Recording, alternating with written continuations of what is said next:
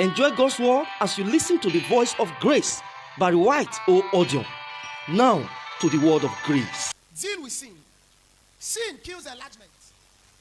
In Proverbs 28 verse 13a, the Bible says, he that covereth his sin shall not what? The man that covers his sin, God said that man, he can never prosper. So, sir, deal with sin. Deal with sin. Some of us pamper sin. Some of us give sin another name. Some of us modernize sin. Deal with sin. Deal with sin. Every time your neighbor, deal with sin. Deal with sin. Sin kills enlargement. Sin. Those who desire enlargement must shun sin. Must turn their back on sin. God will never enlarge a man who is living in sin. Never. And God will not give you enlargement that will sponsor sin.